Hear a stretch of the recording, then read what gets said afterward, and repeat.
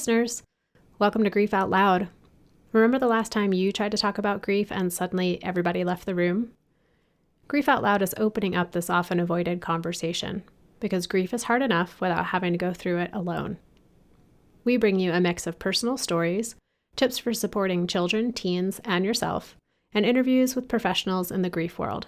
Platitude and cliche-free, we promise.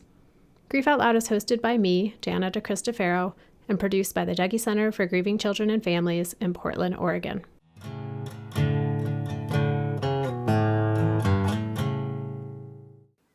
A common thought when our person dies is, the best days are over. My life will never be as good again.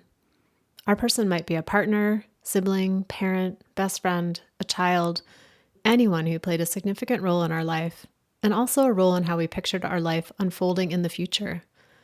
And it's true. Life won't be the same. Our small day-to-day routines and bigger life events won't be the same because they aren't there. But for Krista St-Germain, whose husband was killed by a drunk driver, his absence and the difference in her life haven't eclipsed the potential for her to be happy, to still love her life. It's this commitment to the idea that happiness can still exist for her that is the foundation of the work she does, both as a podcast host and a life coach. At first, Krista didn't plan to work with widows, but life took another turn, and helping other widows has become the focus of her practice. Her podcast, the Widowed Mom Podcast, offers validation and tangible support, but not just for widowed moms, for anyone really who's dealing with loss. Krista and I first talked on episode 60 of the Widowed Mom Podcast, where she asked me insightful questions about how to support children who are grieving. And when I say insightful, I mean really hard. If you didn't catch that interview, be sure to tune in. In this episode, Krista's answers are just as insightful as the questions she asked me.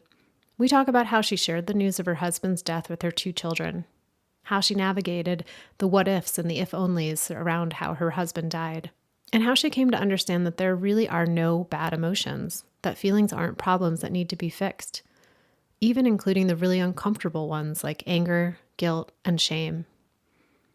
Krista is, well, I don't need to describe her to you, as you'll soon get to know her in our conversation, but I so enjoyed sitting with her particular take on thoughts, emotions, and ways of working with both of them. She's also funny as all get out, which is surprisingly not rare in the grief world, but always appreciated.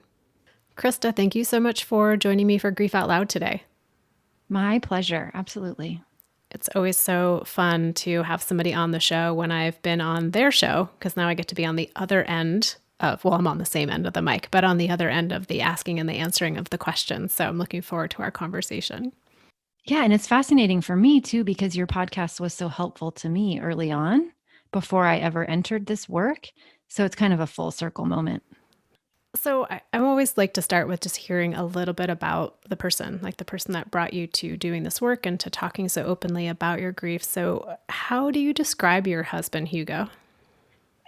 He was ornery and brilliant.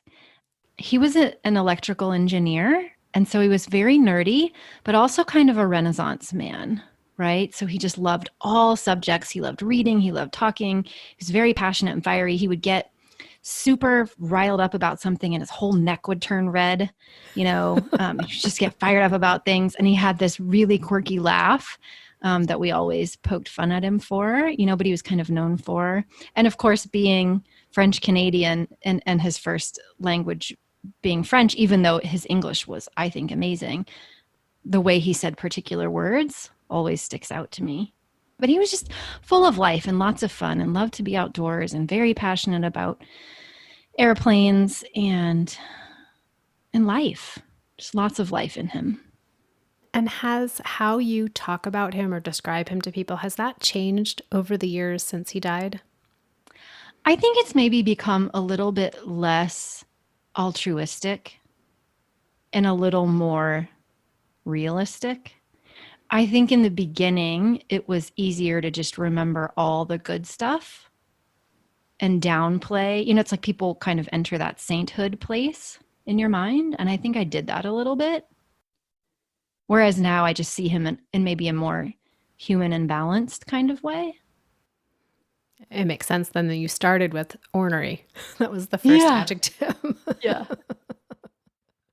Was that a conscious shift on your part of moving into that place of being able to talk more honestly or realistically about all of his characteristics and qualities, those that were like ones that you loved and maybe ones that were a little bit more prickly? I don't think it was a conscious shift as much as it was just kind of maybe the passage of time and seeing things a little bit differently. I don't think I ever really chose to do that though. But we worked together. All of my coworkers, when I went back to work, they also wanted to tell their own stories about him and talk about him.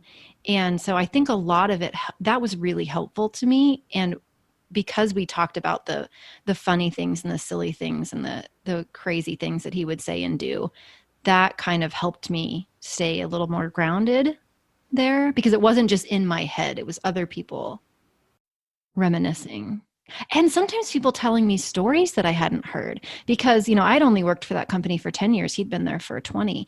And so there were people there, that knew him longer than I did.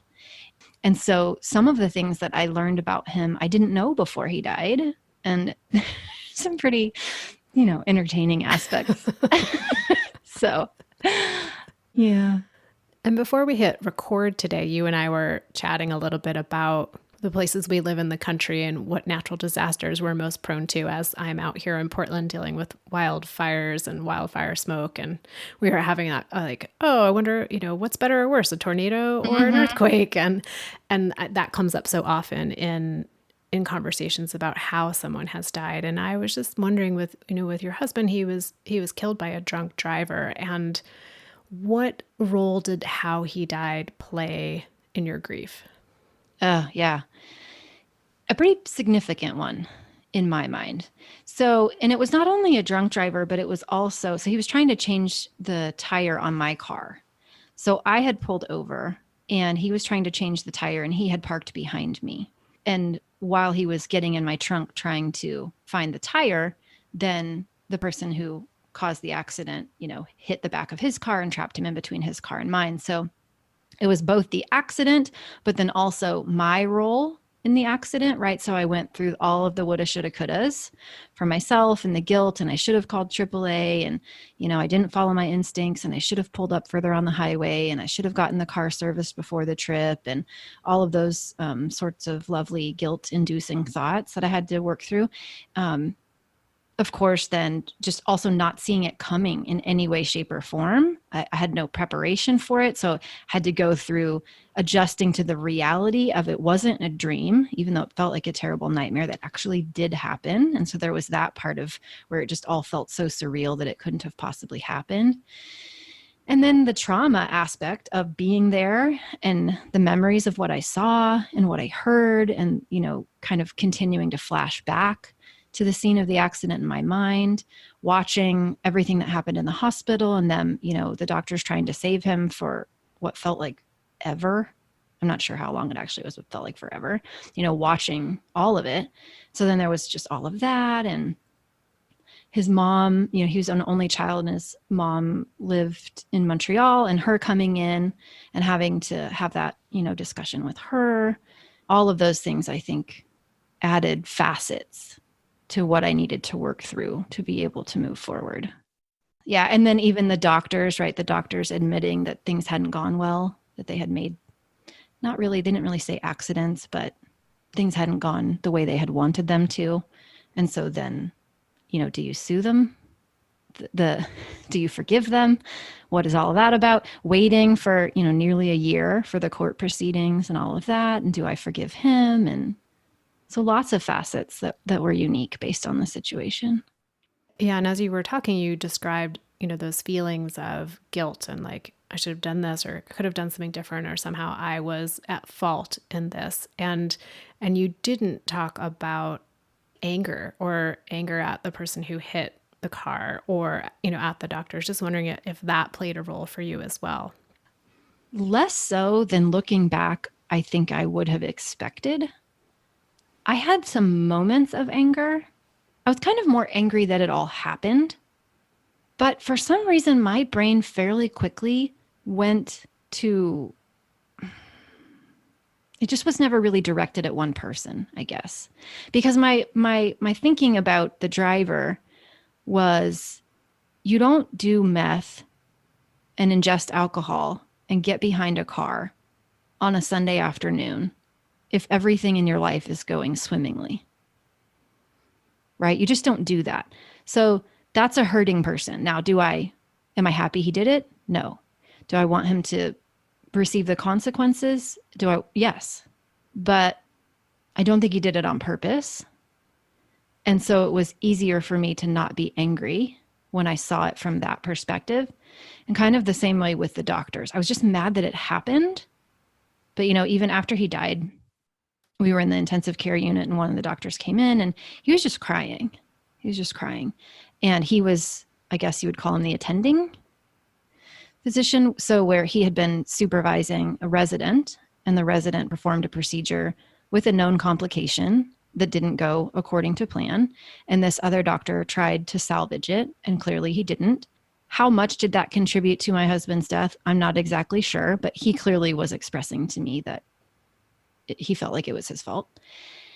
I don't know. I just had this moment where I thought, okay, that's not useful, right? And he was talking about how he needed to go. He was really sorry and he needed to go care for another patient. He was just literally crying.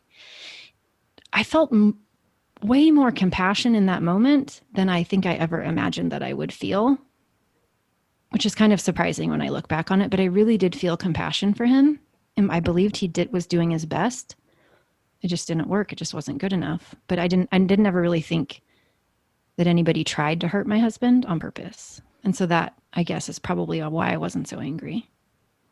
And listening to you, it seems like just sort of working through that now and then, and maybe being a little, like you mentioned, surprised at the way your mind kind of moved into this place of compassion for the humanity of these folks who things happen and being really angry that the thing happened, but not necessarily at their personal onus in it. And what about that other part of the holding yourself accountable? What helped you in moving through, or maybe still moving through some of those? And I mean, that's something that's so common for folks when someone dies is what could I have done differently? And then holding themselves to blame or to account for something that they didn't have any input or control over. Mm-hmm. Yeah, I think I just realized it was going to take me nowhere fast, right? That was a game I could play forever with myself, is how I could have done it differently.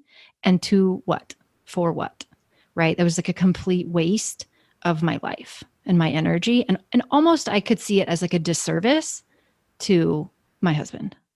And so it was just oh, wait, Krista, we're not going to spend our time there. We're not going to spend our time there because we could find the truth in that all day long, but it's not helpful. I'm smiling a little to myself, thinking oh, I'm so grateful you have your podcast, the Widowed Mom podcast, and your coaching practice. And that I'm oh, if only we could market that capacity to talk to ourselves in that way and actually have it work, right? Because I think for so many of us, we think oh, it's not helpful for me to think that way, but then we just keep thinking that way. And so I'm grateful for the work that you're doing of supporting other people and building some cognitive muscle capacity to shift that thinking. Yeah, if we could talk to ourselves more than we listen to ourselves, especially in grief, right? And support ourselves with our thinking, it really does change the experience. How old were your children at the time that their dad died? 12 and 9. And he was their stepdad. Yeah, not their biological dad, but 12 and 9. And then he had been married before and had a son who was 17 almost, or 16, almost about to turn 17. So what was it like for you to tell your children what had happened? Horrible. It happened relatively quickly. So we had been coming back from a trip and my daughter was with us on the trip, but she rode the bus back and we drove our separate cars. And so I called her as I was waiting on the ambulance to get there to let her know, I was actually texting her to tell her we were going to be late because of the flat tire when the accident happened. And then I called her to tell her. And of course, you think you're more calm than you probably sound. So that was her first interaction was, me telling her that Hugo had been in an accident and of course, instant tears. And, but then really I specifically asked that they not come to the hospital. And so me telling them was after it had already was over, right? So the accident happened late that evening, and then by midday the next day he was gone. And so I made them come home, and my parents brought them to me. And then I sat them down and I told them. And I think Marissa knew, on the way home, she just wanted me to tell her over the phone. And I said, no, I want to be together and in person. And it was really pretty awful, to be honest. And then Lance was with us the whole time. So I had been able to get a hold of him and his mother, and they came up to the hospital immediately. But, then the downside of that is that he stood there with me and my father and watched all of the CPR and now has the memory of seeing his dad in that way. So I didn't have to tell him he was there. And then over time, what did your children need in their grief? Not what I expected. I really thought my son would be the one to struggle more. He was younger and he spent a lot of time with Hugo, and they did things together versus my daughter, who was older and was just a little bit more independent, and she just didn't spend as much time with him doing things. And so I expected that my son would be the one that would feel the impact of it more, but it was really the opposite. I think for my son, it was the realization that people you love die. And then he kind of then began worrying about me. So it was less about losing Hugo and more about the potential of losing me. I remember one time I was tucking him into bed and he said, I want to die like 5 seconds before you do, because I don't want to know what it's like to not have you. Yeah, he was just wanted a lot of extra attention from me, specifically in those early days. And it was really more about, people die, versus my daughter, who she seemed to feel the impact of what she lost in the future more. She realized he never got to teach her French, and he never got to teach her how to water ski. And she saw all of the things that could have been. And that was where she needed support more. She wanted to talk about him a lot, and she still likes talking about him, whereas Carson less so. They both kind of surprised me. She's the one that she'll just joke about him randomly still. And she's, I don't know, maybe, and this is my opinion, like an older soul in a way. I remember I always talk about how, we can create connection with our feelings or with our thoughts. And we were in Colorado, which is where he loved to go. My dad has a cabin there. And right before Hugo died, we had hiked a 14er there. And, it was just kind of his favorite place to be. And a couple of years later, one of the times we go there regularly, we were there in the cabin. And I was telling Marissa, like, I wish Hugo was with us. Like, we were looking at the view, and she just looked at me and she was like, he's with us. Like, it was just like this knowing of her little old soul. Maybe she was 14 then. Like, she just looked at me like, what? Why would you ever think he's not with us? And I don't think those kinds of things ever cross Carson's mind. Were you equally surprised by how you responded and what you needed? I think if you had asked me beforehand, how would I have handled something like that? I think I would have thought that I would be unable to function for longer, maybe. And so I look back on it and I think, wow, in 6 weeks, I was back at work. Not that there's a good or bad or right or wrong timeline or anything. I got to functioning faster than I thought that I would. And I attribute that to immediately going back to therapy, because I had a therapist already, and a whole lot of support, and letting myself have a lot of time to journal, to think, to cry, to do whatever I needed to do to kind of process it all. It's pretty amazing when we think back on like what we forecasted in our minds of like how we might respond to a particular tragedy or a death or some other type of loss, and then what the reality ends up looking like, and where we almost shock ourselves with our capacity, and where we are also taken off guard by our additional need, maybe in a space that we didn't expect that. Mm-hmm. Yeah, for sure. And a big part of your process, we mentioned your podcast, the Widowed Mom podcast, and your life coaching business. And I mean, that's direction not everyone who's had someone die takes, but it's one that you've taken. And what's it been like for you to move into a role of supporting others who are going through something similar that you've experienced? Well, when I became a life coach, I really wasn't intending to coach widows. That wasn't really my plan. I hadn't done enough of my own work at that point, and I imagined that it would be sad. I wasn't really very comfortable with people having emotions. Right? Like, I just thought it would be depressing. And I was kind of in that place where I was just kind of getting some traction in my own life. And I imagined it would pull me down. So I didn't go into it thinking, well, I'm going to change the world for all the widows. Once I got into it, and because I kind of threw myself into it and kept coaching myself and getting coached on the aspects of my own healing that needed to happen, then I could see the power of helping other widows. When I got into life coaching, it was just like, I can help other people with life, but I didn't think I could help them with grief. So the self-growth for me there was huge. You go to help someone with something, and then it uncovers some little aspect of it you haven't yet worked through. And then you have the opportunity to work through it. And then you're able to help the next person even more. And so it's this kind of constant evolution where I kind of bump up against my own limits, and then I get to see them, they come to the light, and then I get to work on them. And then I grow a little more, and the cycle continues. And so it's a huge gift in terms of my own personal evolvement. And some days I just kind of shake my head and I think I just cannot believe I get to do this job. It's very humbling. Is there an example of a recent, I can't remember the word you just used, of like when you bump up into something and it's like, oh, another opportunity for me to learn and grow? Oh my gosh, yeah, so many. Any sort of, well, self-judgment, I've done a lot of work there, because I've always kind of seen myself as, the perfectionist, A+, gold star seeker, right? Who tends to be pretty critical about herself.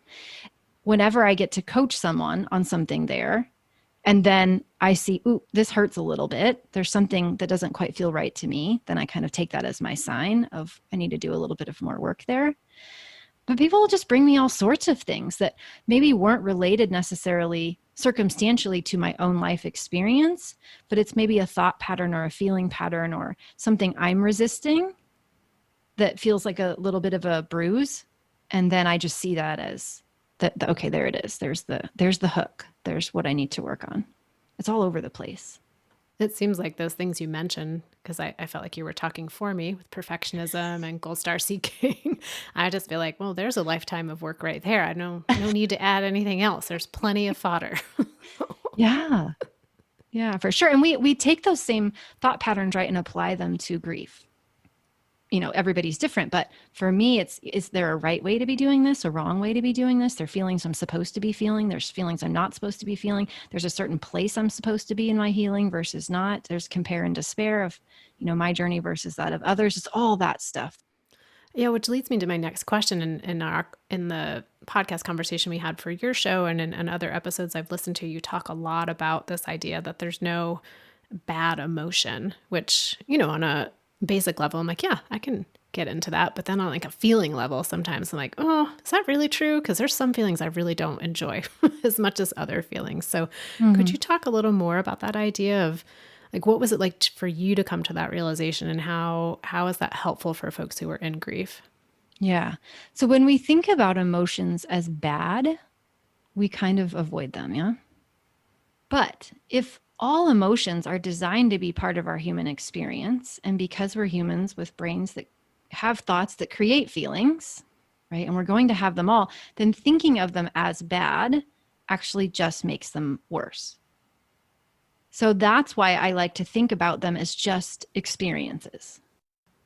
The last thing you want to do is resist or avoid a feeling. That just makes it intensify, right? Or it pushes it down to the point that at some point it's going to pop back up, right? Or it has us maybe in a particular numbing behavior because we're trying to escape it, because we think of it as something bad to be avoided. And so if instead of saying, no, I don't want this, we say, yes, I'll allow it, our experience of it changes. And so I don't mean to say that when we're feeling happy, we're like, yay, I would really love some anger today. Right? I don't mean that. I mean, when we're angry, to then say, I don't want to be angry. I shouldn't be angry. Anger is awful. It changes our experience of anger and makes it harder on us. It creates more suffering, right? Instead of, I can handle this anger. All humans sometimes feel angry. I can allow this to pass. That seems so key, what you just said of, I can handle this anger. Because I oftentimes think when those really intense emotions come, well, all emotions can be intense, but intense emotions that oftentimes leave us feeling very uncomfortable. It is from a place of, I can't handle this. I don't know what to do with this. This is going to overtake me. This is going to obliterate me. When I think about things like shame and guilt and regret and just deep, deep, deep sadness or rage, ones that tend to come up in grief. And so, yeah, just really appreciating the idea of like, not only is it normal and okay for me to have these emotions, I can also withstand them and I can handle them. Yeah. And it's no wonder we think we can't, because whoever taught us how? It's not anything I grew up knowing. Nobody said, hey, here's where your feelings come from and here's what to do when you have one. So I think we also should show ourselves some grace and compassion, that for most of us, our experience of emotion is try to get away from it, right? Try to make it go away, numb it out. Or even worse, maybe we have a pattern of reacting to it such that it feels like that emotion has some sort of control over us. Of course, we don't want to feel those things. But yeah, we can handle it. It's a skill.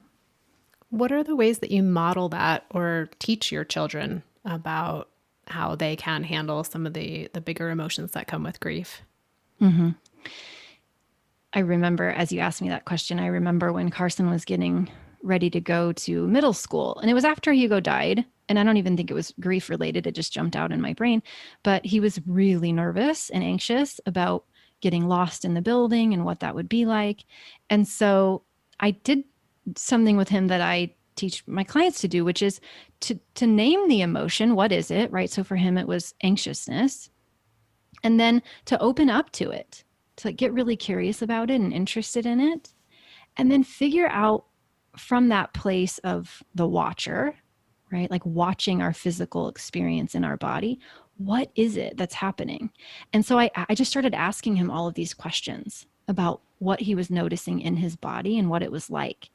And I don't remember exactly what he said, but it was like a purple octagon that was warm and buzzy. I don't remember, but just very clear, right? Once I could help him get to that place where he wasn't thinking the thoughts that made him anxious anymore. He was describing his physical experience of feeling anxious, which allowed it to then pass through. Oh, I totally love the image of middle school anxiety being a warm, fuzzy purple octagon. Right? Yeah. And then we talked about like, do you think all the other kids are maybe having some feelings like that? Right. And if that's really all it is, what if we just put it in our backpack and we just brought it to school with us? What would that be like? We don't even have to make it go away necessarily, when we know that it isn't really something that can hurt us, because it is just a purple octagon. Right. Well, that little last piece of, what are the other kids possibly feeling? I think about, Juggy Center, we do peer support groups. And so often the magic of the group is just folks coming together and saying, I feel rage. Oh, I feel rage too. What's your rage look like? My rage looks like this. And then there's just this like, oh, I'm not alone in my rage. And not that it necessarily makes it easier to carry it, but maybe it makes it feel a little less alien or scary in that way, Mm-hmm. because like someone else gets it too and can reflect my experience back to me in describing what they're going through. Yeah. And maybe it isn't the problem that I thought it was. That's what I used to think, was that emotions were problems that needed to be fixed. And so realizing that for myself helps me then transmit that same philosophy to my kids, that emotions are part of the human experience and they're definitely part of the grief experience, but they aren't things that we need to fix. They aren't signs that we're broken. They're just signs that we're human. What are some of the other themes that come up for you in your work now with coaching other widows? A lot of, well, definitely the feelings work, right? Nobody really has that skill. So I do a lot of working on that with clients. A lot of arguing with the past, right? And it shouldn't have been that way. They shouldn't have done it that way, but just a lot of it should have gone some other way than it did. And trying to decide what do we want to think about the past? Because the way that we're usually thinking about it is creating quite a lot of suffering. With my clients too, there's a lot of my best days are behind me, and the best I can hope for is a new normal. And they say that with an air of resignation because it is really difficult to imagine that you could love your life again. And that if you did love your life again, it wouldn't mean anything about your relationship with the person who died. Is that a process you personally had to go through as well? Less so for me. And I think it's because Hugo loved life so much. And I knew that he would want me to love my life. And I knew that he would never, I mean, these are kinds of conversations that we had that if there was, something were to happen to him, he would want me to remarry. There was not a jealous bone in his body. And so I just didn't have any of that chatter in my brain at all. So to me, I felt like I was moving forward and honoring him by being happy. So what is that like for you then to be sitting in this role of coaching someone who is really struggling with that idea of like, my best years are behind me. My life's going to be like, okay, like I'm going to figure out a way to live this new life, but I'm not going to really like it. What's it like for you to sit with someone when you personally aren't able to relate on that same level? Yeah. Well, I really did think there for a while that I probably would never be as happy again. Right? I really thought like he was my knight in shining armor, and I probably wouldn't find anybody as amazing, and therefore I wouldn't be as happy. But it wasn't because I wasn't giving myself permission to seek that out. It was because I was thinking that he was the unicorn. So I can relate on that level. I just never made a desire for another relationship or a desire to move forward mean anything about him or my relationship with him. So, but that's the magic of coaching. My job as a coach is not to have an agenda for a person's life. It's not to convince them of anything, right? My job is to show them what their current thinking is creating for them, to increase their awareness. Because when they see how powerful they are and when they see what they're creating, then they can make their own choices. Because I don't know what's best for my clients. I don't know what their life journey is supposed to be. I have no idea. But I know that they know. And my job is just to kind of help them get out of their own way. So it's easy for me to sit with someone and let them come to their own conclusion and their own awareness and then create their own intention and like release the need for their life to go in a particular way or for them to see it the way I see it. Yeah, that your role is more of bringing awareness by kind of shining a light on or pulling out the ways in which some of the automatic thoughts that we can often have in grief, like what are the stories and the narratives those are creating, and in what ways are those opening doors for us or narrowing our options or perspectives in some way. Right. Yeah. Because most of the times we don't know that, right? We don't know that we're telling ourselves a story that's optional. We think we're just reporting the news. And so when someone can show us that it's optional and that we could see it another way if we wanted to, then we can exercise our own agency and make decisions for ourselves. And it's very difficult to do that when it's your brain, which is why having a coach helped me because I couldn't do that for myself. Yeah, when it's your own brain and it's your own brain that's dealing with grief, when there's so many other things that are needing your attention. So for listeners out there who are listening today and are thinking like, oh, this sounds like something I want to explore more. I want to hear more from Krista. Like, what are the ways that people can be in touch with and connect with you?